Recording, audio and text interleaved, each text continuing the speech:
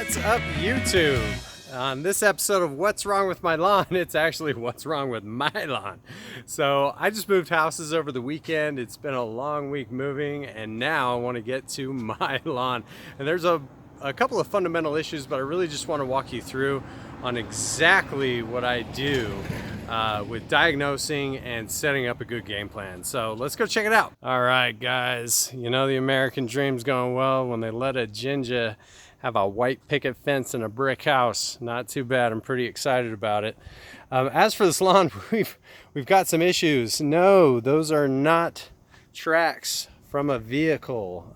This house was renovated about 2 years ago, and if we just race down here, you can kind of see the tracks, and you can see it's not growing as fast as the outside of the other side, which kind of leads me to believe that we're dealing with some shallow roots here.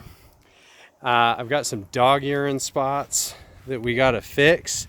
That one's pretty gnarly. It's matted pretty bad. Doesn't look like the previous owners really understood how to take care of that, which is pretty common. Luckily I am who I am. We'll be able to fix this pretty quick.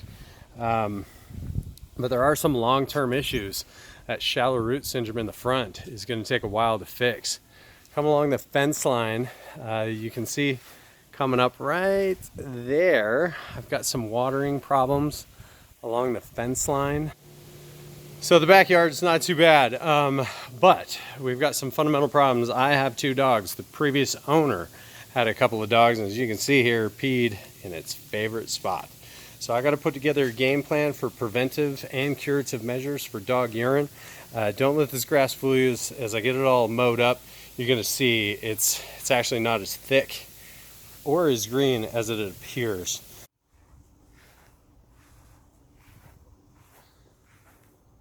So I hope you guys get a really good view of this track.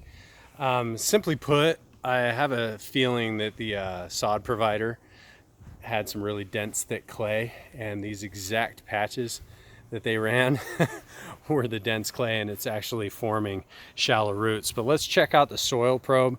I don't like to do guesswork. I like to know exactly what we're dealing with rather than guessing, and we'll go from there.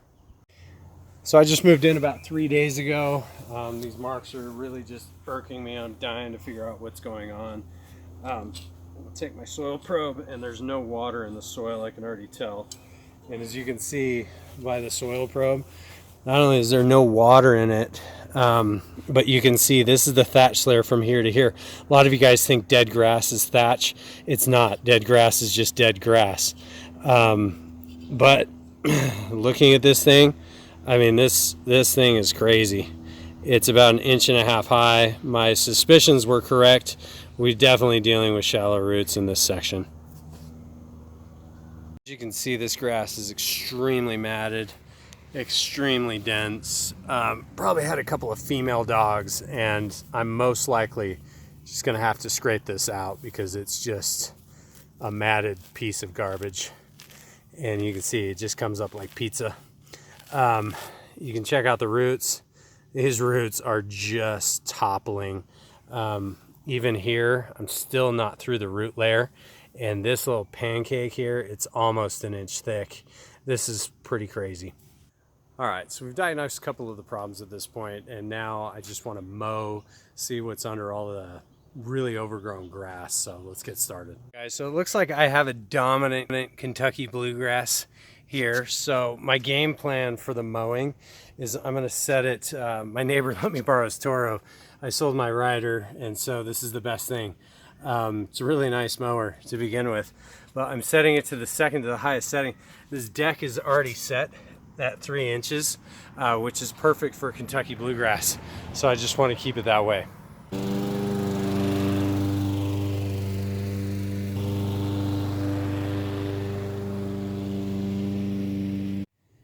Okay, so just to wander along, my biggest issue is sprinkler coverage, and you can see it's just caused a lot of thatch.